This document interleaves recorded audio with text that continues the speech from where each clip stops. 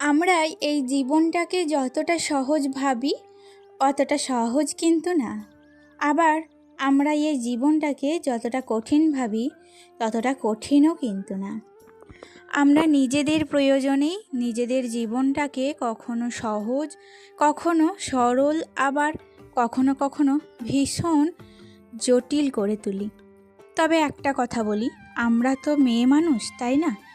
তাই আমাদেরকে সব কিছু মেনে নিতে হয়, আবার না চাইলেও কোনো কোনো জিনিস মানিয়েও নিতে হয়। সবই আমাদের কপাল বলতে পারো। ভিডিওর শুরুতে আমার এইসব কথাবার্তা শুনে তোমাদের কিন্তু গোলক ধাঁধার মতো লাগতেই পারে। তো আরও তো অনেকখানি ভিডিও করেই রয়েছে, অনেক কথা, অনেক গল্প হবে। তার আগে নিজের পরিচয়টা দিয়ে দিই।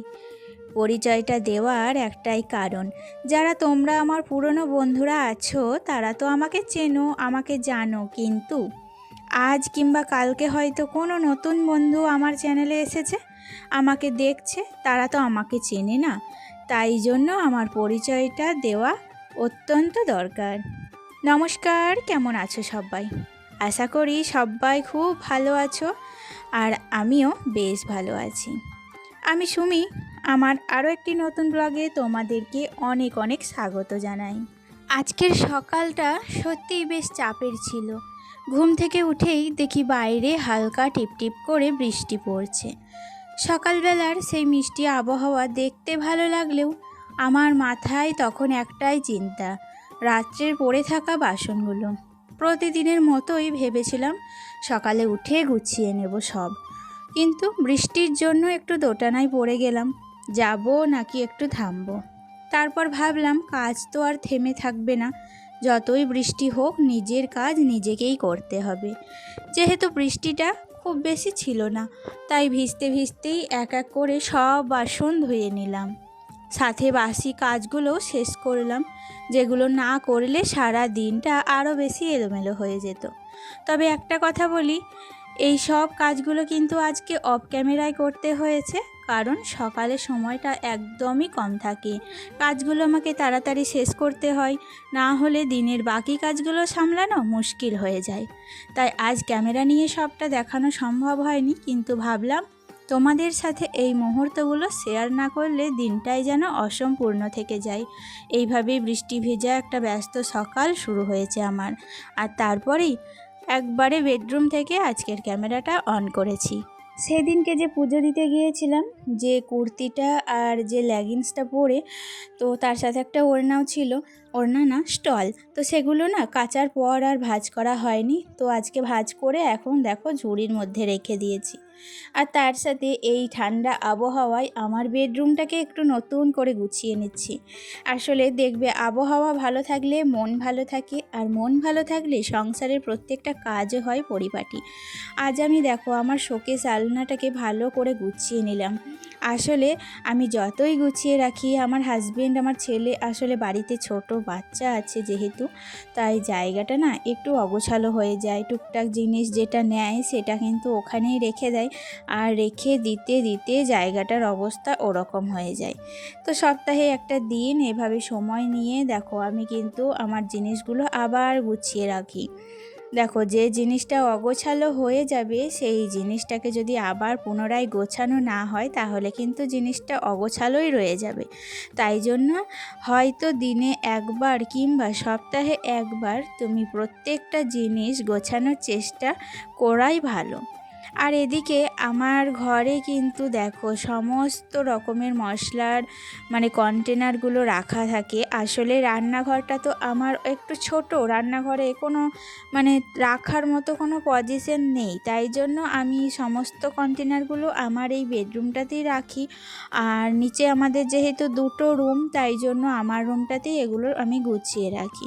সেগুলোর ওপরেও বেশ কিছু দেখলাম ধুলো পড়ে গিয়েছে, তাই আজকে সেই কন্টেনারগুলোকেও মুছে, জায়গাটাকে ভালো করে মুছে সমস্তটা আবার নতুন করে গুছিয়ে রাখলাম। এতে করে দেখো আমার কিন্তু কন্টেনারগুলো নতুন হয়ে থাকলো আর জিনিসগুলোও ভালো হয়ে থাকলো, তাই না? তার সাথে আমার এই যে কাঁচের একবারে শোকেসটাকেও একটু ভালো করে মুছে নিলাম। বাইরেটা খুবই ধুলো পড়েছিল, প্রতিদিনই মোছা হয় কিন্তু প্রতিদিনই কিন্তু আবার ধুলো পড়ে যায়। আর ওপরের বইয়ের থাকটা না আর পরিষ্কার করলাম না। আজকে যদি ওগুলো পরিষ্কার করতে যেতাম অনেকটাই লেট হয়ে যেত। তারপরে তো সকালে রান্না বান্না সবটাই বাকি আছে। ছেলে নাই, ছেলে গিয়েছে স্কুলে, ওকে তো সকালে স্কুলে পাঠিয়ে দিয়েছি। আজকে ও রেজাল্ট দেবে। আমার ছেলে না সামনে ফার্স্ট টার্ম পরীক্ষায় ফার্স্ট হয়েছে, শুনে ভীষণ ভালো লাগলো জানো। কারণ ওর পেছনে যতটা খাটুনি, যতটা পরিশ্রম আমি ব্যয় করেছি তার থেকে অনেকখানি আনন্দ সংগ্রহ করেছি আজকে ওর রেজাল্ট শুনে। রেজাল্টটা নিয়ে এসে তোমাদের সাথে আর শেয়ার করা হয়নি। আর এদিকে স্কুল থেকে এসে ওকে কিন্তু আবার বসিয়ে দিয়েছিলাম একটু পড়াশোনা করাতে। যতক্ষণ পারি ওকে আনমনে রেখে দেওয়ার চেষ্টা করি, নয়তো মোবাইল টিভি এগুলো তো আছেই। তাই জন্য আমি যতক্ষণ পারি কাজ করতে করতে হোক কিংবা আমার ফাঁকা সময়ে আমি কিন্তু ওকে একটু লক্ষ্য করি। ওর টিউশনির কাজগুলো কালকে রাতে করেনি। কালকে রাত্রে ওর ভীষণ শরীর খারাপ করছিল, তাই জন্য করা হয়নি। আমি আর ওকে চাপও দিইনি, ওকে ঘুম পাড়িয়ে দিয়েছিলাম। আর আজকে সকালবেলায় সেগুলোই এখন কমপ্লিট করছে। আর এদিকে আমি ততক্ষণে রান্না বসিয়ে দিয়েছি। আজকে তো বৃহস্পতিবার, তাই জন্য নিরামিষ রান্না। দেখো আমি দুটো ঝিঙে ছিল, সেই ঝিঙে দুটো কেটে একটু আলু দিয়ে পোস্ত বানিয়ে নিয়েছি। আর তার সাথে কি বলো তো, এখানে একটু পটল ছিল, সেই পটলগুলোকে একটু ভেজে নিচ্ছি। আসলে দেখবে পটল ভাজা খেতে ভীষণ ভালো লাগে। আমি তো গোটা গোটা পটল ভাজি অন্যান্য সময়, কিন্তু যেহেতু এখন রেগুলার বাড়ির রান্না তাই জন্য হাফ হাফ করেই কিন্তু ভেজে নিয়েছি। আর এদিকে আকাশে প্রচুর মেঘ, তাই জন্য যেগুলো শুকিয়ে গেছে সেই জামা কাপড়গুলো তুলে নিচ্ছিলাম। আর এগুলো যেগুলো হালকা ভিজে সেগুলোকে একটু উল্টে দিচ্ছিলাম। তার সাথে সকালবেলায় আমার যে বেড কভারটা তুলেছিলাম সেই বেড কভারটাও কিন্তু আমি ধুয়ে দিয়েছি। আর এখন আমি সেটাই মেলে দিচ্ছি, একটু হাওয়া বাতাসে যতটুকু শোকায় আর কি। তাই জন্য দেখো রান্নাবান্না কমপ্লিট করে আবার এই দিককার একটু এক্সট্রা কাজ ছিল সেইগুলোও এখন সেরে নিচ্ছি।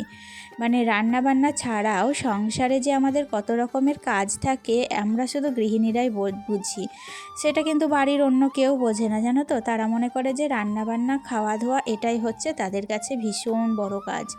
যাই হোক, রান্নাবান্নার সমস্ত কাজ কমপ্লিট করে এখন চলে এসেছি ঘরে। আবারও চলে এসেছি বেডরুমে আমি এখন দেখো নিজের একটু যত্ন করছি। আজকে তো বৃহস্পতিবার, তাই জন্য মাথায় স্নান করব ভাবছিলাম, কিন্তু আবহাওয়ার যা অবস্থা এত বড় চুল শোকাতে অনেকটা টাইম লেগে যাবে, তাই জন্য আর মাথায় স্নান করলাম না। মাথাটাকে ভালো করে একটু চুল আঁচড়ে সিঁদুর পরে নিলাম, তার জন্য একটু স্কিন কেয়ার করলাম। আর বিকেলে গিয়েছিলাম টিউশনি, যেহেতু ছেলে আমার আবদার করেছে যে ও ফার্স্ট হয়েছে, তাই জন্য আজকে আবদার করছিল ডালপুরি আর সিঙ্গাড়া খাওয়ার জন্য। কিন্তু আমাদের এখানে না বিকেলবেলায় ডালপুরি আর পাওয়া যায় না, সিঙ্গাড়াটা পাওয়া যায় কিন্তু ডালপুরিটা না পাওয়ায় আর ওর এমনিতেও শরীরটা খারাপ, তাই জন্য আমি বললাম যে বাজার থেকে না এনে বাড়িতেই বরং তোকে আমি একটু গরম গরম লুচি বানিয়ে দেবো।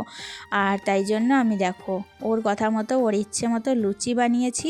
আর তার সাথে বানিয়েছি একটু ছোলার ডাল দিয়ে লুচি খেতে ভীষণ ভালোবাসে। আর আমার শাশুড়ি মা ভালোবাসেন, তার সাথে যদি একটু মিষ্টি।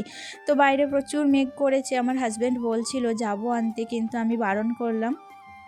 আর এদিকে বাড়িতেই আমি একটু মুচমুচে করে বোঁদেয়া ভেজে দিয়েছি। দেখো এটাই কিন্তু ফার্স্ট টাইম ভেজেছি, জানি না কেমন হবে, কিন্তু চেষ্টা করলে না সেই চেষ্টা অন্তত সফল হয়, হার হয় না।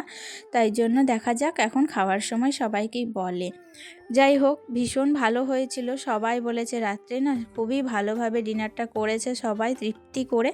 আর যখন করার পর সবাই খুব ভালো বলে তখন শুনতেও কিন্তু ভীষণ ভালো লাগে। যাই হোক বন্ধুরা, আজকের মতো ভিডিওটা এতটুকুই, দেখা হচ্ছে নেক্সট ব্লগে। ভালো থেকো তোমরা, টাটা।